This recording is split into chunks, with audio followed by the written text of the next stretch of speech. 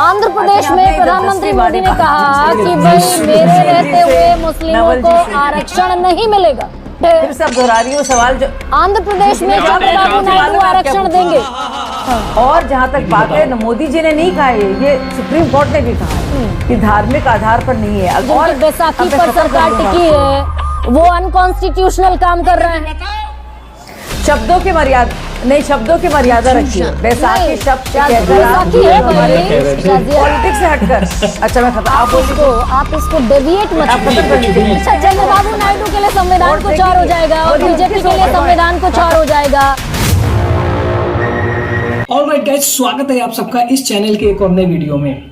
जो हमारे देश में सरकार बनानी चाहती है, जितनी भी पॉलिटिकल पार्टीज हैं, वो अपनी जो आइडियोलॉजी है उस पर समय समय पर कंप्रोमाइज कर लेती हैं और उनको ये लगता है कि जनता इस बात को नहीं समझती है, लेकिन जनता इस बात को बहुत अच्छे से समझती है। आप यदि भारतीय जनता पार्टी को लेकर के चलेंगे तो इनका यही नारा रहता है कि मुसलमानों को आप किस आधार पर आरक्षण देने की वकालत करते हैं।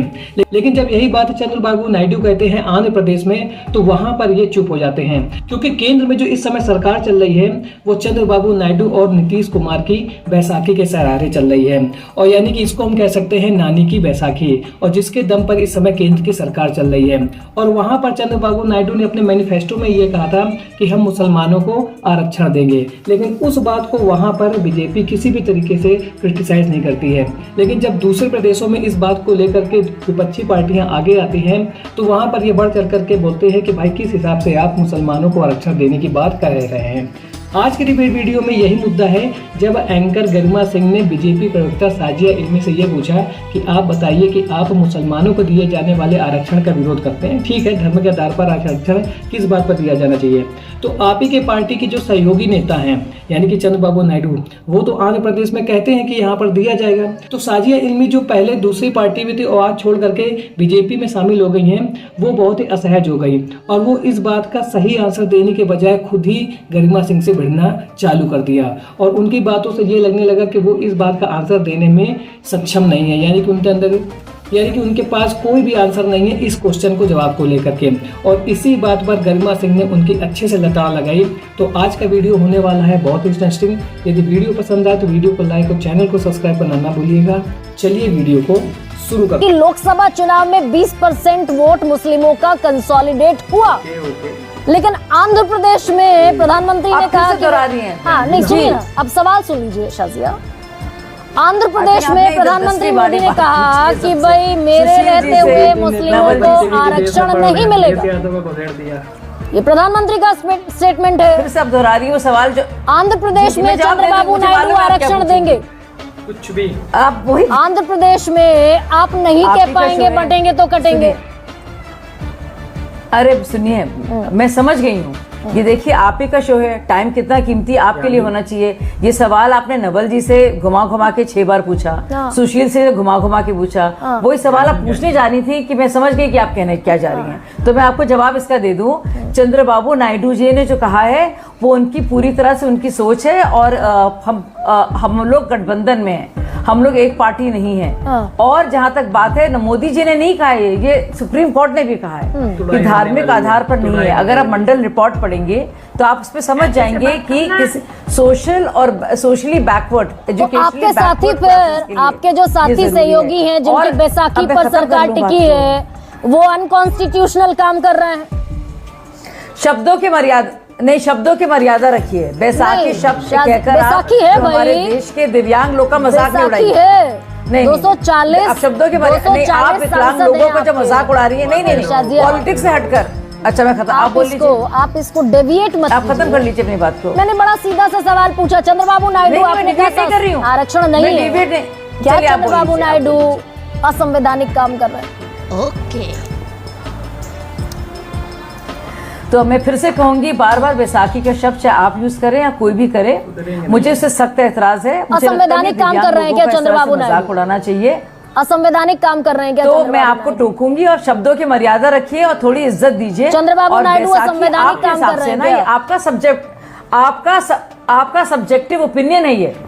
असंवैधानिक काम कर रहे हैं क्या चंद्रबाबू नायडू? हमारा कोalition है, नहीं, बिल्कुल नहीं करे। उनके हिसाब से उनको लगता है ये सही है और वो भी कोर्ट देखेगी, क्योंकि तो अच्छा, चंद्रबाबू नायडू के लिए संविधान कुछ और हो जाएगा और बीजेपी के लिए संविधान कुछ और हो जाएगा। संविधान में है नहीं मुस्लिमों को आरक्षण देना, वो असंवैधानिक है। कोर्ट भाई, संविधान तो एक ही है। तो वो सहयोगी है, इसलिए वो आप असंवैधानिक काम कर रही है। बोलने तो दीजिए आप। आप ही बोल रही हैं। आप इतना कर रही है, बोलने शब्द नहीं, आप बोल रही हैं, वाक्य खत्म नहीं करने देती। कहिए। ये दरअसल तो देखिए, संविधान भी एक ही है और सुप्रीम कोर्ट भी एक ही है और जो मान्य होगा वो होगा। और इसीलिए चंद्रबाबू नायडू की अपनी पार्टी है और हमारी अपनी पार्टी है। और हमारे मैं कुछ और बात कह रही थी शाजिया, मैं ये कह रही हूँ, लेकिन हम लोग साथ हैं और वही बात नहीं है। मैं वही कह रही हूँ आपकी बात। अभी शाजिया इल्मी ने कहा देश में धर्म के आधार पर आरक्षण नहीं मिलता। नहीं, आप माथा पकड़ लीजिए शाजिया, ये आपका अपना कॉल है। सुप्रीम कोर्ट कहता है ये। अरे भाई, और सुप्रीम कोर्ट कहता है। नहीं, मैं नहीं कह रही हूँ। तो ये कहिए फिर बात। अरे भाई, ये सुप्रीम कोर्ट कहता है। अरे भाई और बहन, अरे मेरी बहन, Chandrababu Naidu unconstitutional supreme court कहता है। अरे भाई, ये सुप्रीम कोर्ट कहता है।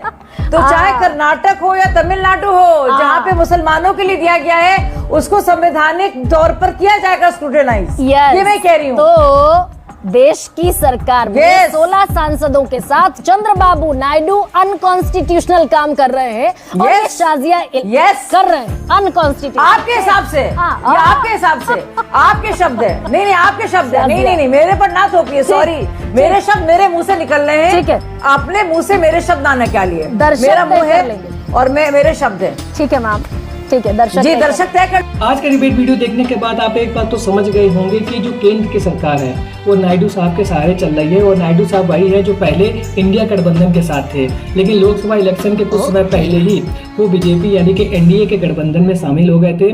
और सौभाग्य की बात समझिए कि उनकी ही सहायता से इस समय केंद्र की सरकार चल रही है। तो केंद्र की सरकार नायडू जी के यानी कि चंद्रबाबू नायडू की किसी भी बात को इस समय काटने की कोशिश नहीं कर रही है, क्योंकि यदि कुछ भी करेंगे तो सरकार भाई गिर जाएगी। ऐसी स्थिति में पार्टियां अपनी आइडियोलॉजी से कैसे बचती हुई नजर आती हैं, वो आज आप देख सकते हैं। यानी कि सत्ता में रहने के लिए मैं कुछ भी करूंगा। तो आज का वीडियो आपको कैसा लगा कमेंट सेक्शन में जरूर बताएं। मिलता हूं ऐसे एक और नए इंटरेस्टिंग वीडियो में, तब तक के लिए थैंक्स फॉर वॉचिंग।